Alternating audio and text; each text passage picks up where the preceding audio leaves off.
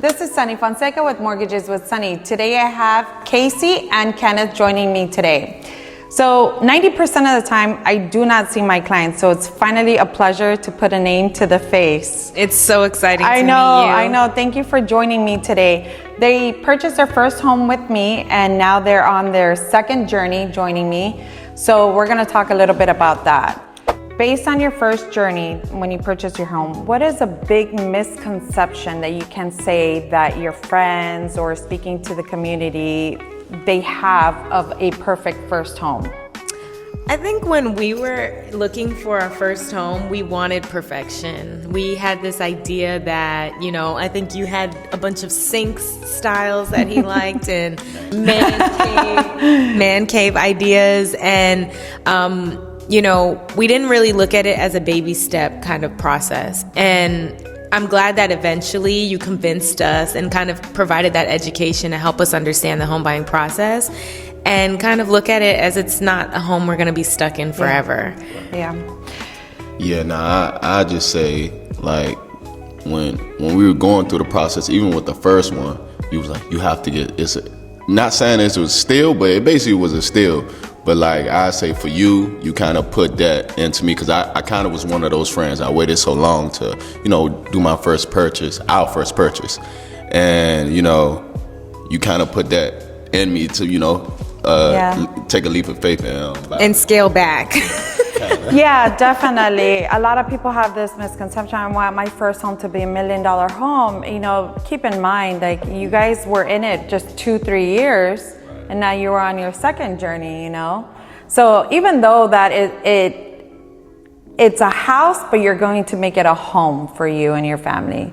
So that's a good thing. It was actually fun outgrowing our current home because we moved in really excited, and at the time it was like, again, our first home. And then 3 years later, we look back at all the upgrades and changes we've made to the home, and it's bittersweet because you leave your first project to do a second project, but you're on to bigger and better things. And it's an asset that you've created, right? Absolutely. And if you ever look back at the pictures, you're like, man, look at what it used to look like. Look what it looks like now, So it's crazy. So that's a blessing, definitely. You guys went through that journey. What is one thing that you can say to break the forever home journey? Because everybody has this, that's my forever home, I'm gonna live in it, my kids are gonna grow in it. What is one thing that you can advise for people who are purchasing and thinking that it's their forever home? Everyone is so different, so I can understand why some people would have a traditional mindset of a forever home. But I think in terms of building wealth and, making decisions that make sense for that, you have to think about how much your current home is going to gain in value, and if you have opportunity to grow wealth in a different home, that makes more sense. And so, I think traditionally staying in a home forever is just like a kind of comfort thing. We get really complicit with what we have, and that's fine. But if you're thinking about gaining and growing wealth, you have to look at other opportunities in real estate. And that sometimes means moving into another home in a better area, maybe, where the property value is increasing faster, and, having multiple liquid assets, I guess, so that you can build wealth. It's funny because I used to work at a banking institution, and one of the bosses, I would always look at this lady, I'm like, man, I want to be her. She's such a badass, right? She would always tell me, average people are scared to take risk, wealthy people manage risk. So I think that's a huge risk factor. That is. I like that. I know, me too. What are some things that you can say on breaking that forever home tradition, Kenneth? To me, I kind of was on the opposite end. I wanted a home that I could stay in forever, my kids be raised in. But when looking at it through a financial, wealth, like she said, kind of makes sense of everything she said. You know what I'm saying? You want to go on to bigger and better things. You want your wealth to kind of increase, and also, you just said it, what you just said, you want to manage it. And if it takes, you know, us to stay in it for 3 years and then we gotta leave. I'm with it, you know. Yeah. Yeah, because the other thing to think about is like property value, and it can get stagnant in certain neighborhoods, and there, you have to kind of keep up with the times, because if you're investing a large amount of your income into a home, you want it to be making money for you. Yeah. You know, like look at the first property, you know, a lot of my first home was a townhome. That's it. It was a townhome, same thing you guys did. Rent it out, you know, obviously you have equity on the property at that point now too. So now the rent that does come in is just, it pays my current mortgage, you know what I mean? And that's something we outgrew as a family too. So it's definitely a thing. I think it's like an old school mentality, right? My forever home. That's how we learned from our parents. They say, we're staying here for the next 30 years. They never move. We were just talking about that. So that's a good thing. Maybe it's like something that was put in the air to keep people average. Wow, that's deep. Or to keep people ignorant. Deep. Wow. So it's funny. Wow. So I have to talk about this, and we can skip. So, you know this down payment assistance program that comes out, right? I do not believe in that, because I feel like it is created to put us more in debt. If you don't have that money, you shouldn't be buying a home. Right. Now you have created yourself more in debt. You will never be able to purchase and build an asset because you have no equity on that property. So this whole thing about, oh, down payment assistance, I want to take advantage of this. Sure, it's there, but trust me, in 10 years from now, you got no skin in the game. I think that's a huge factor. Can you explain why? I don't know why. So what happens is when you pretty much down payment assistance, right? They give you money to purchase your home. But you owe it back. You owe it back. Plus interest? Absolutely. So that's why the house has no equity. Correct. So here you are, now you get a 6% rate, let's say for example, and you do the down payment assistance, that's another 1% of a rate, right? So they give you, let's say $50,000. It will take you 30 years just to pay off that 1.5%. So you have no equity in that property. I feel like that is created to put average Americans more in debt. So if you don't have that 3.5% down payment, you shouldn't be buying a home, period. And then you, at least now, look, you guys put a down payment on the first home, you have equity in the property, you did right, your rate is immaculate, now you can go ahead. We don't have to put that in there, but I'm just having that conversation. So it's just like, you guys win-win. Yeah. But I feel like, goes back to what you're saying, is the misconception of wealth or family, that is created to put us more in debt, just like student loans. Yeah.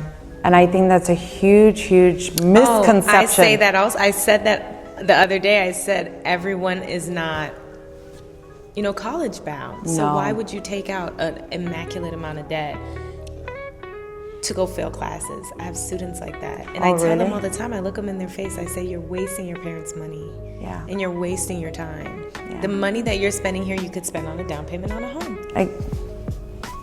She's a professor. She's a professor. What do you teach?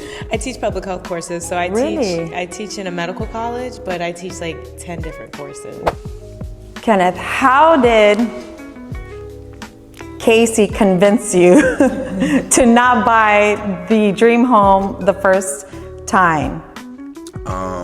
I'm a kind of budget guy, and I think our first purchase was a lot that she found from us. Was land. So we had a land lot that's in Atlanta, and it was kind of still like right now it grown value to what 1.1 wow from 400,000 all cash. And I played professional football, so I needed places just to kind of put my money in, and that was the best decision that she told me to kind of do. But I just put everything up to her. I talked to her about everything, and some of my stuff be not making good decisions, and I have to consult with her about a lot. Yeah, I know. I remember you're like, oh, the properties were so high, like $1 million, $2 million. Like, man, that's too much. And I know you were like, no, I don't want to spend this much. How did she convince you to not take that step? We seen the property that we just purchased. Yeah. We seen it probably how many times? 3 times? Yeah. And it was kind of like, I thought it was a steal. Like it's a 22,000 square. Yeah. Oh, it is. It's 2,200 square feet. Foot lot. You know, just what I'm saying? a lot. It was a huge lot. And then we went in there and just how it looked. Like we're kind of like we could go on a lot or in a home and just kind of visualize what we'd do to it. That's the thing we have in common. And she was just like all for it, you know. Me and Cash was the first person people to go see it. Then I brung her mom, and she just kind of convinced me. From then I was like, all right, we're gonna go do it. But I had to make sure we went, like I said, 3 times just to kind of put the icing on the cake. And I think Cassie saw the bigger picture, despite of, I know you were looking for something that was like already done, you know, and I know she brought out the vision of, no, we could make this, we could do this, we could do this. So you were more creative when it came to that. He was more like cookie cutter, like I don't want to touch nothing. Well, the thing is, Ken is very into aesthetics. And I think one of the challenges was he was looking at the aesthetics of homes in Dallas and you know, the outskirts of, what is that? Frisco, like those areas, those beautiful homes you see for like really, not, I want to say dirt cheap, but practically compared dirt to cheap. Here, Yeah, and then we were looking at the homes here and just looking at like the finishing and like the quality of like the build. And he wasn't impressed. He's like, this is not worth what the ticket is saying. And I think that's what kind of convinced him a little bit more, was looking at, one, this isn't really the style that I like, because South Florida has like that deco drive, that modern style. He's very traditional and like farmhouse kind of timeless looks. And I think that was one of the easy way to kind of convince him, was to tell him like aesthetically we can personalize a home. You know, we can always gut it. Just go in the home and imagine all the walls are gone. And you have a blank canvas to do what you want to do. So he has very specific things about a home that he prefers. He doesn't want the bedrooms all clustered in one area with the master. He likes an open concept. Open concept. He likes an area for there to be like an office or a man cave. You gotta have that man cave. South Florida is tough. When you see the houses that are done, they're done. So to buy $1 million home only to personalize it and spend more money, it just makes sense to scale back to $300,000 and find something you can. Absolutely. So it goes back to saying like how you purchase a house and you're going to make it a home for you and your family, decorate it however you like, you know.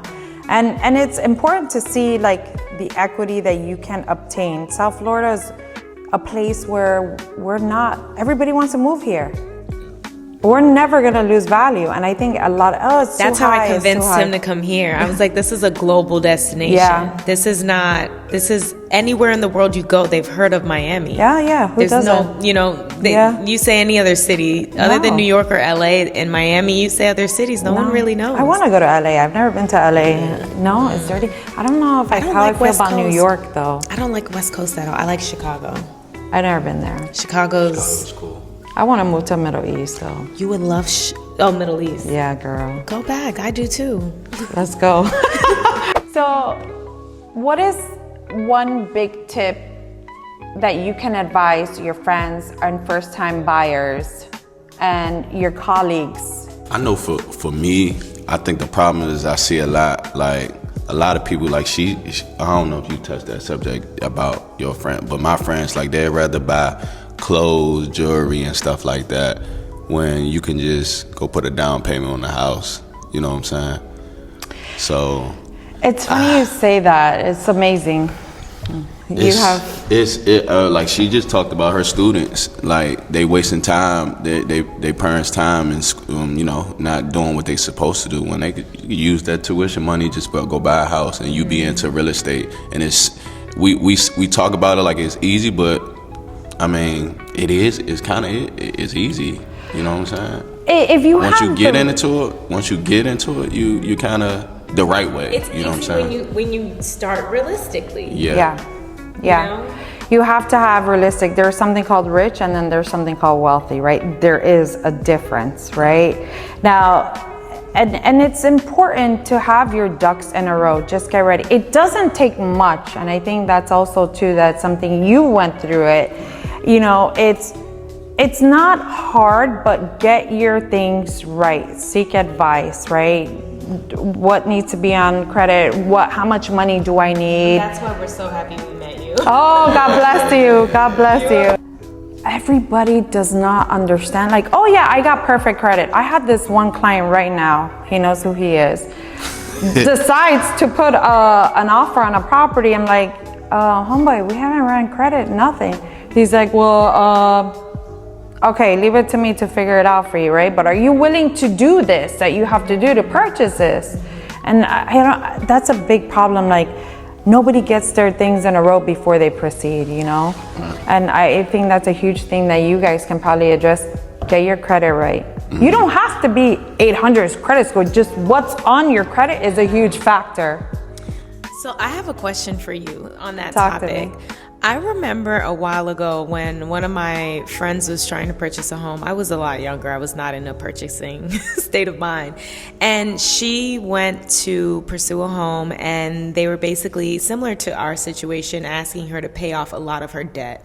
So like you were saying, it's not necessarily your credit score, but it has a lot to do with what is on your credit and how much debt you have to income, right? Yeah. And so she kind of felt like they wanted her to go broke. Like they wanted her to pay off all of these different things. And she's like, by the time I'm done paying off all those things, You got no money left. I'm not going to have any money left. And so, like, I guess what advice would you give to people who go through that? So what impacts your income versus debt is not so much the balances you have on it, it's what the monthly payment is, right? If you're coming home with $10,000 a month and you pay a monthly payment of $6,000 a month, you don't qualify. It has to be a 50% capacity, right?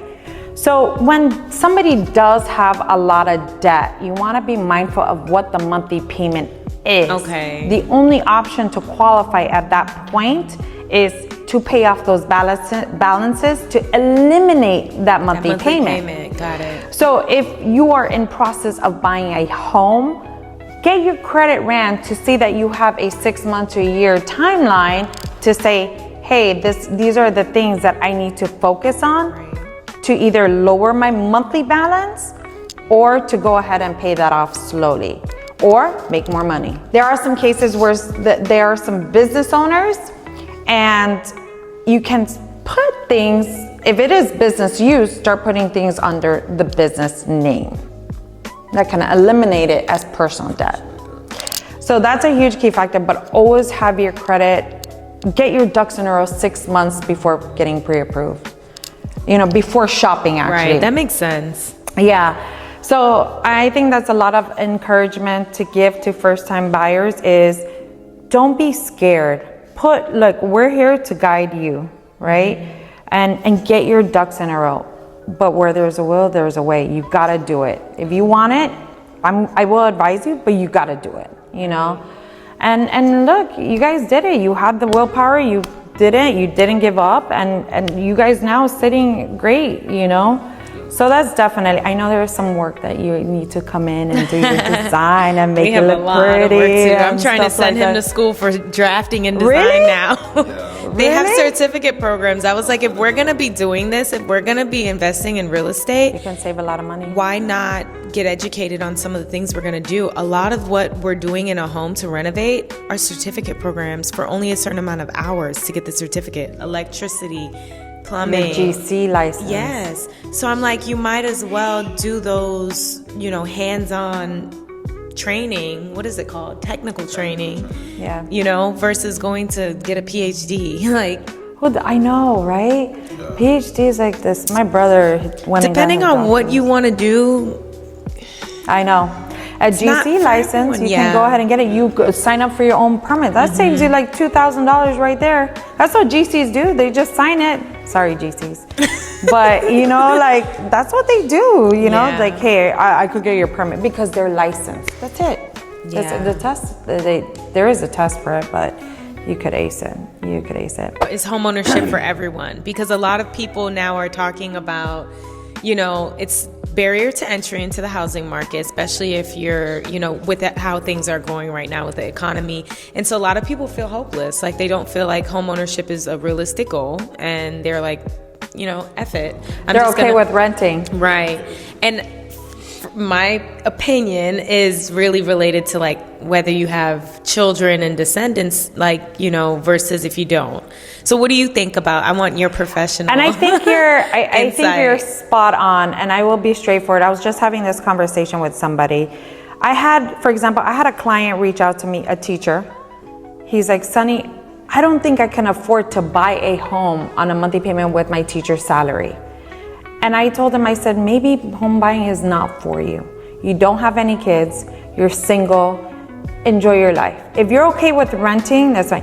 Now, you could see it both ways. Either you enjoy life, or you take it as a risk in the beginning. I got no kids. All I can do is work. I'm gonna go ahead and buy something and leave it there. And when I do have a family, I'll have an asset. I will have equity. I'll be good.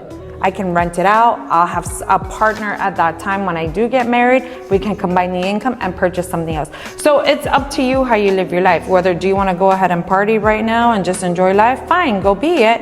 Or do I take a risk and buy something now so that 10 years from now, I can sit comfortably? Right. So it's depending on how if you're a risk taker, it goes back to that. Can you say it again? Sure. It's average people are scared to take risk. Wealthy people manage risk. I like that a lot. And it's wealth. Ooh, that's that's deep, that's right? all we argue about is how are we going to manage this new risk? No. Well, you just figure it out, right? Yeah. All right, I got to do this. I got to get rid of this. Yeah. All right, let's get the next one. One of the best pieces of advice I got was keep finding solutions. Because But then you're going to get more problems. Well, yeah, I heard that one too. So I'm sure as an athlete you hear, and it's crazy how I spend so much money on my kids' performances. They even have a sports psychologist now. So what she does is on the field, I'm sure you're familiar with it, have short-term memory, right? Get the next one. The next play. You fuck up, get the next one. Exactly. That's it. All right, I did this, let me get the next one. That's it. You know what to do. Yeah. That's how it is. That's how we manage risk. I have something going on right now. It's like, all right, I got this. I'll figure it out. I got to get the next one. That's it. You remember we were about to close on the duplex, and we couldn't do that. So what the next one we did, we had to figure stuff out. Yeah. Even stuff on my credit, the debt, all that type of stuff. We figured That was it out. under her name, For right? a good reason, because That was not a. that actually showed things I needed to know. So it wasn't a terrible decision. No. Because remember, things came up on my credit that I didn't even know were on there. So Yeah. that was a learning lesson, and it Definitely. actually worked out because I was able to resolve a lot of the issues that if moving forward, if we want to, do something, I need to have my stuff together. Yes. And look, now that you purchased, your first home was a standard lower down payment. You were able to purchase a bigger home with the lower down payment as primary. Now you can buy something, right? That's it. And that's how you build wealth. Yeah. That's how you build it. Like this, now you guys can have 3 to 4 properties together. Yeah. And within 2-year time frame. So think That's about the it. Yes, you got it. Look at her. That's it. Next one. That's it. Next one. Yeah. You could do it. With this house, I'm like, let's not think too big. Let's not go overboard with renovations. Like, let's do what makes sense to put it at the price that we need it to be at so we can go on to the next. Because I don't think he wants to always be in Miami. And that's another part of, dispelling that forever home myth is like, what Cassius about is going to grow up. Yeah. What about exposing your kids to different cultures domestically? Yeah. A lot of people brag about like international travel, but like we really like domestic travel. Yeah. So yeah, me too. I love domestic travel. Yeah, it's like a flight away. Yeah, and so we're excited to like have different homes in different places too. Yeah. Because we think about when our kids go to college. What do you always say? Like New York or like he wants to, Chicago. but he wants to purchase property wherever they go. I don't blame you. I tell my kids, I'm right behind them. Yeah. Wherever you go to college, I'm right behind you. If I purchased a condo my freshman year in college, all of the girls were doing it. Their parents were buying these $100,000 condos that are now $300,000-$400,000. And because the city of Atlanta has just developed so rapidly over the past 10 years, really 20 years, it's consistently just been developing. And it's like, wow, I wish I would have, their mortgage is like $700, $800. I know. But should have, could have, but didn't. Now you can do it for your son, right? Yes. And your kids. Yeah, definitely. That's all something he you talks both can about. do. And I really appreciate how humble. And you guys are funny because it's like yin and yang, right? You guys both balance each other out. He's just so placid. At least that's what I hear. You know, I don't know what happens. And she's more of like, we're gonna do this, we're gonna do that. He's like, you know. So You gotta think about it. Yeah, you're like, let me think about it. Yeah. But he does it. Yeah. He does it. He's like, let me think about it. All right, Sonny, I'll call you back. I'm like, okay, all right, damn, you know. And then I'm like, fuck, man, he got to do this. He really wants this house. He's getting it. But they always say it's not if it's a walk in the park, something's wrong with it, right? Yeah, like just like true. Relationships, when it's like love bombing, you know shit's about to fuck up, right? So now it's like, there you go. Like, you guys were on a journey. You had to go through some hoops, and look, you're sitting on good. Yeah, it was learning lessons. Definitely. Thank you guys so much for joining me. Always. It is a pleasure, and many more homes to come. God bless you both, and building wealth and journey from here. Thank you guys. Thank you.